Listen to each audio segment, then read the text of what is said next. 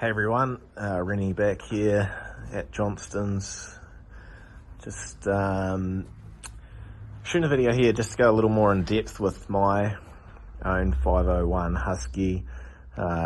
This is just moving on from, we just had a week of 500s basically on our social platforms just to talk a little bit about them, and I said that I would go a bit deeper with my own personal bike.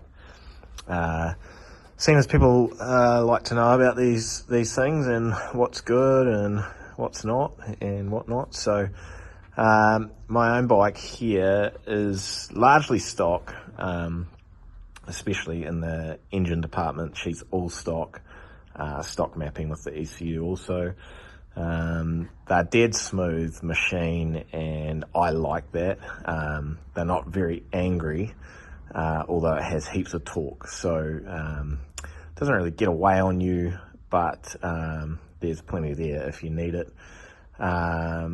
It's got a really good engine characteristic for trail riding, especially in the tight stuff, where it's not stally like other big four-stroke cross-country and motocross bikes can be. So that's a byproduct of the enduro platform.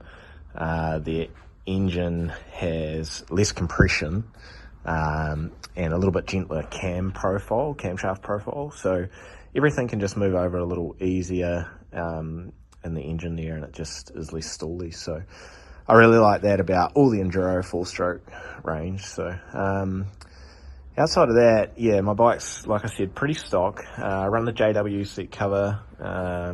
Jake's been hooking me up with those for a fair while now. They're really nice and grippy, but not so angry that they're causing you to get a bit of monkey butt on those hot days. So it's quite nice like that. I run mine with the pleats just at the rear, but you can have them right up if you like a bit of extra grip. So there's an old FMF exhaust on here. This has been through several bikes now. You'll see I also run the insert on that. It's still got a nice note, it's just deep, but it's not obnoxious. And I also find that that can help with the stalliness of the four strokes too, if it's not just a big drain pipe. So I run that.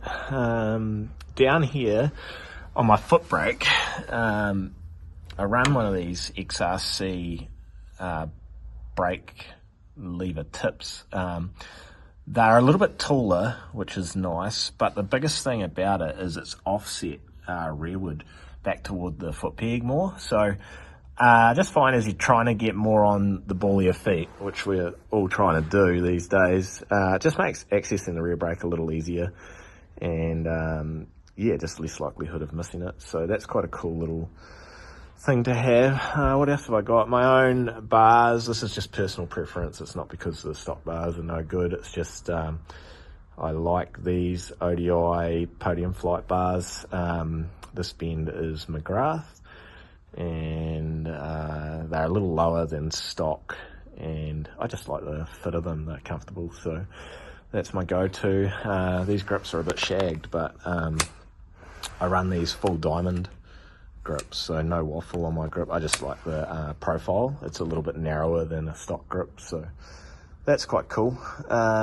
What else have I got on this thing? So tyres, I run the Dunlops. Most of the time MX34 now, so was MX33, and then they have been superseded recently by the new 34. So quite open pattern, but I ride a lot of Taranaki clay, and I like to have these offset knobs. So they're just good for sideways traction, but they're not every row, so they move around. So yeah, I quite like those. At the moment I've got moose tubes in there. I quite often run a tubeless in the rear. They suit our conditions here in Taranaki quite well, having the ability to drop it down if you need to. But I put the mooses in for a trip to the South Island down the Otago, sort of Queenstown area, and quite like them. I haven't used them for years, so yeah, it was nice to get back on them, and I like the additional sort of suppleness that they offer. So I mean, my bike's already a bit heavy, so adding a little bit of weight with moose tubes doesn't really worry me, but just guaranteed no puncher, I guess, and really good for what I'm doing at the moment. So yeah, Moose tubes in there. The rear one's like 6 to 8 psi, so I like quite a soft sort of feeling in the rear, and the front's around a 10 psi equivalent Moose. The main change to this bike over stock is the suspension. So in my social media video of this bike, I actually had cone valve forks in the front. Now I sold those last week, so I've made a change here to something new from WP. Well, it's been out a little whisker now, but I've got a cartridge kit in here. It's called 7500. It's $2,500 for the cartridge kit, and what it has is the same arrangement in a chamber as the cone valve fork. So it's got a cone valve, mid valve, and then the rest of the tube and the compression assembly is all the same as the cone valve internals. So I'm quite looking forward to trying this. It should have some different characteristics because these tubes, the stock tubes here, are a slightly different diameter, so there'll be some different feel. So I'm interested to see how that goes. I don't think the bottoming resistance is going to be quite as good as the cone valve. The cone valve has quite a cool mechanism for bottoming. So we'll see how that goes, but yeah, so that's in there. So should be a little bit of a different feel to the production fork, which is still really good, but this might just have a little less spike feel in the mid valve. So in the middle of the stroke, so to speak. And then in the rear, I have got a Supertrax shock. So same adjustment at the top of the shock, although it's on a different, well, a separate mechanism for each, but high and low speed. And then at the base of the fork, shock, sorry, you got a traditional rebound adjuster, and on the other side you have a Trax mechanism adjuster. So just a little more adjustment than a stock shock. Everything's probably machined a little bit with a little bit tighter tolerance. They seem to hold on a little bit longer in terms of fading than the production shock, so that's a big advantage. And also with that Supertrax mechanism, the rear wheel gets to the ground a bit quicker. So if you're hill climbing or just riding really rough stuff, there's an advantage in terms of traction that you should get. So yeah, I find them quite nice. Yeah, just sort of plug and play, and you have so much adjustability with the Pro Component stuff that normally you can work around a little bit. My cone valve forks were valved custom, a little bit softer, and yeah, I like a soft sort of supple setup, so it's quite good for that. But yeah, outside of that, not too much else to this thing. It's just is what it is. But yeah, like I said, not a lot needing to be done. And even stock trim with stock suspension, it's still really good to ride. I just like to have that little bit extra and a little bit of extra confidence riding the bike.